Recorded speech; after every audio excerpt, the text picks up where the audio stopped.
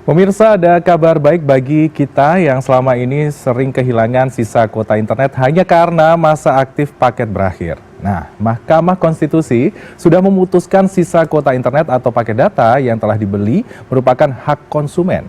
Keputusan ini sekaligus mengakhiri praktik kuota hangus yang selama ini diterapkan oleh operator. Lantas kira-kira bagaimanakah regulasi ini diterapkan nantinya dan apa saja dampaknya? Kita akan membahasnya dengan Bapak Marwan Bashir selaku Direktur Eksekutif Asosiasi Penyelenggara Telekomunikasi Seluruh Indonesia (ATSI). Halo, selamat pagi Pak Marwan, apa kabar? Selamat pagi Mas Freddy, kabar baik, Alhamdulillah. Alhamdulillah baik juga. Pak Marwan, kita melihat nih Pak, aturan sudah diketuk oleh MK. Bagaimana Anda melihat aturan ini diterapkan nantinya? Apakah perusahaan operator seluler sudah siap menyikapi penyesuaian aturan ini nantinya Pak? Baik Mas Freddy, terima kasih. Selamat pagi pemirsa semua.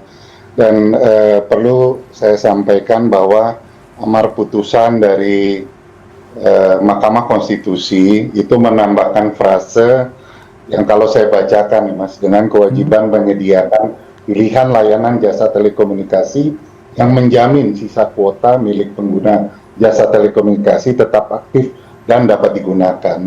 Jadi ada kata kunci pilihan di sini. Jadi nantinya produk yang akan disediakan kurang lebih adalah produk pilihan, produk rollover, dan produk. Jadi kembalikan kepada masyarakat mana yang akan dipilih oleh masyarakat. Apakah operator sudah siap? Tentunya perlu waktu karena ada sistem yang harus di-upgrade atau di-improve. Nah, sebelum itu dilakukan sistem improvement, kita menunggu petunjuk pelaksanaan teknis dalam bentuk peraturan pemerintah. Dan juga dalam bentuk juknis dalam petunjuk teknis dalam bentuk peraturan Permenkomdigi. Sehingga kita menunggu itu Mas sekarang.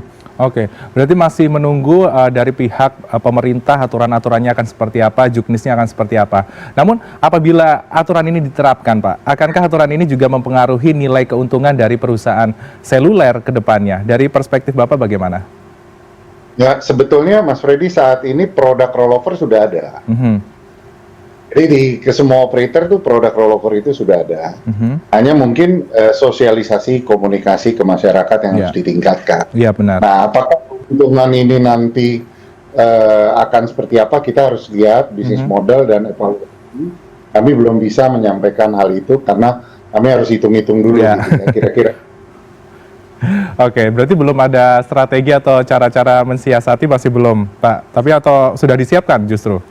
Artinya gini, secara aturan kita kan tetap harus laksanakan. Kita nggak mungkin tidak melaksanakan peraturan perundang-undangan. Ini kan yang diubah di Undang-Undang Telekomunikasi Pasal 28. Jadi kita harus melaksanakan itu. Nah, untuk melaksanakan itu perlu peraturan teknis. Sehingga itu peraturan teknisnya kita akan hitung bisnis modelnya kayak. Saya kasih contoh gini Mas. Di beberapa negara sudah dilakukan kayak Afrika Selatan, Ghana, Singapura. Ya. Nah, apakah produk rollovernya yang di rollover itu 1 bulan, 2 bulan, 3 bulan, 6 bulan, setahun? Tentu kan ini akan dihitung. Kira-kira tarif per giganya akan berapa kan gitu ya?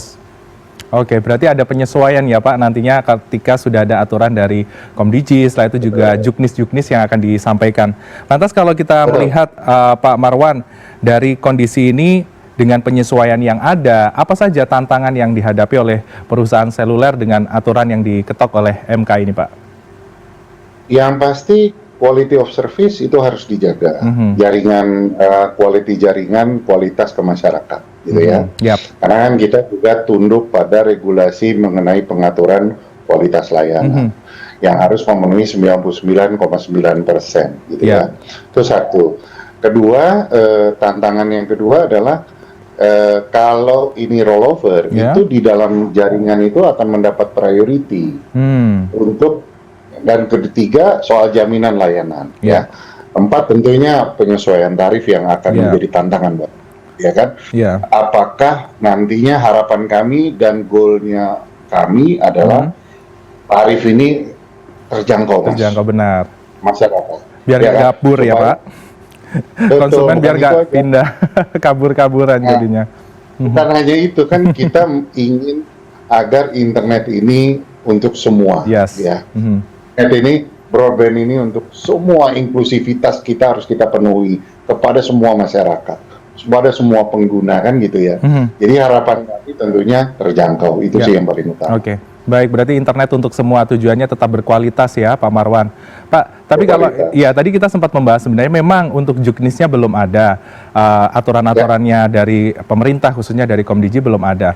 Tapi kan ini kita melihat ada beberapa acuan yang disampaikan oleh MK, ada 6 bentuk perlindungan yang dapat disediakan oleh perusahaan seluler. Di antaranya adalah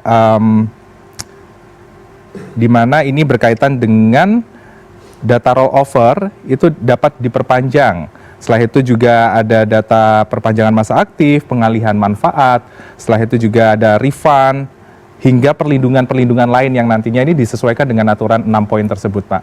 Lantas, kalau dengan kondisi yang disampaikan MK saja, 6 poin ini yang sudah disebarluaskan, apakah ada strategi balancing yang juga nantinya oleh Bapak ataupun juga teman-teman dari perusahaan seluler bisa dipastikan menjadi acuan ke depannya? Ini acuan yang akan kami bahas nanti bersama dengan pemerintah.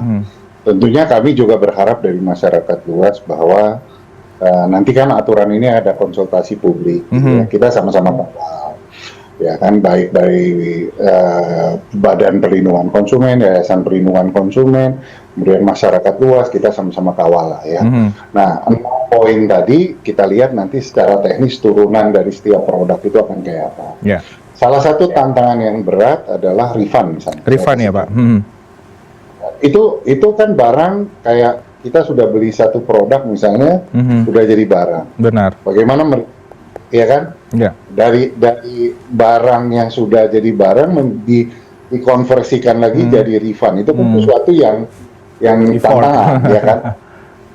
Apakah refundnya nanti bentuknya misal kompensasi kuota lagi? Itu kan nanti kita akan bahas bersama pemerintah. Karena pembahasan baru dimulai kemarin, Mas.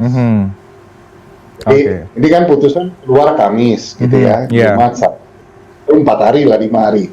Nah, kita baru bahas sama pemerintah kemarin. Jadi, mudah-mudahan kita juga berharap ada masa transisi, karena tantangannya butuh waktu untuk membahas juknisnya, gitu ya.